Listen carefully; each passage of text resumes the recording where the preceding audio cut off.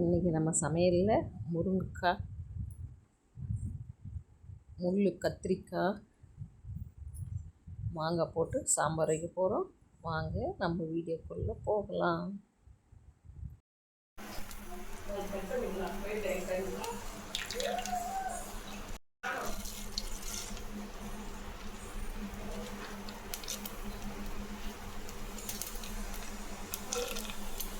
கடுகு நல்லா பொரிஞ்சிச்சு, வெங்காயம் போட்டுக்கலாம்.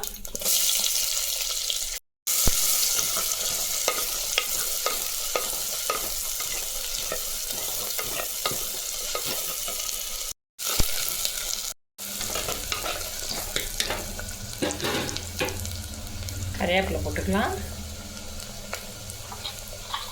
அது கூட தக்காளி ஒன்று கட் பண்ணி வச்சுக்கிறேன், அதையும் சேர்த்துக்கலாம்.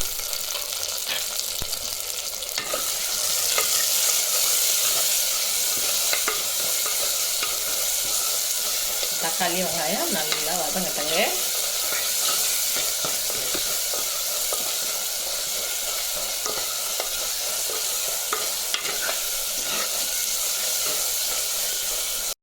நல்லா வதங்கிச்சுங்க.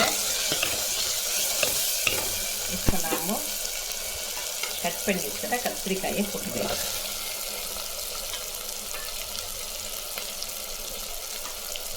அது நம்ம மரத்தில் காய்ச்சி முருங்கைக்காக அதையும் ஒன்று சேர்த்துக்கலாம்.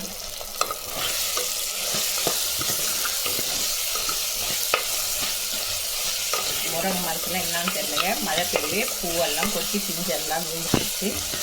ஒரு 2 முருங்கைக்காய் வச்சு அதில் ஒரு முருங்கைக்காய் அறுத்து வச்சுனோம்ல. அதெல்லாம் மாங்காயும் கொஞ்சம் நம்ம சேர்த்துக்கலாம்.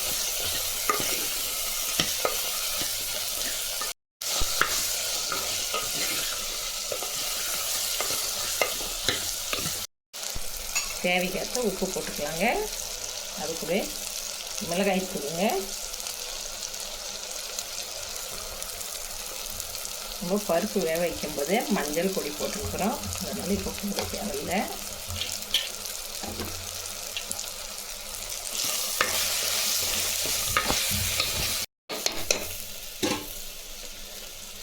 நம்ம வேக வச்ச பருப்பு இதில் சேர்த்துக்கலாம்.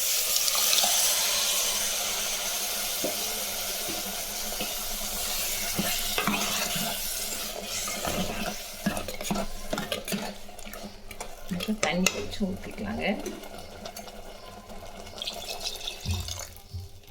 மாங்காய் கட் பண்ணி வச்சுட்டுங்க. இது இப்போ குழம்புல போடலாம். முருங்கைக்காய், மாங்காய், கத்திரிக்காய் சாம்பார்னு அப்படியே கம கமான்னு வாசனை வருங்க.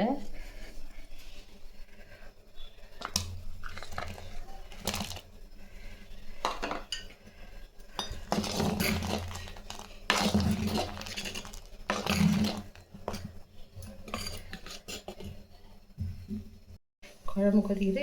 இப்போ நம்ம வீட்டில் அரைக்கிற சாம்பார் பொடி நிறைய போடுவாங்க. ஒரு 1/2 டீஸ்பூன் போட்டாவே போதுங்க. சாம்பார் தெருவே மணக்குங்க அந்த சாம்பார் பொடி போட்டோம்னா. ஒரு 5 நிமிஷம் கொதிச்சுன்னா நம்ம மாங்காய் போட்டாலும் கொஞ்சமாக புளி ஊற்றினா தாங்க டேஸ்ட் இன்னும் நல்லாயிருக்கும்.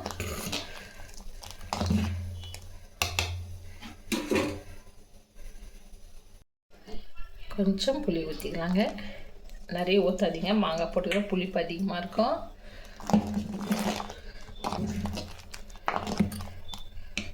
ஒரு கொதி வந்ததும் குழம்பு இறக்கிடலாம். காயெல்லாம் நல்லா வந்துடுச்சு, கேஸ் ஆஃப் பண்ணிக்கலாம்.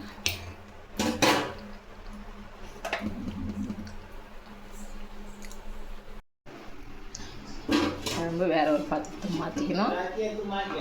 இப்போ கொத்தமல்லி போட்டுக்கலாம். சுட சாதம் போட்டு கத்திரிக்காய், முருங்கைக்காய், மாங்காய் சாம்பார் ஊற்றி சாப்பிட்டோம்னா நல்லா இன்னொரு முறை சாதம் போட்டுன்னு சாப்பிட்லான்னு தோணுங்க. இன்னொரு சமையல் வீடியோவில் நம்ம சந்திக்கலாங்க.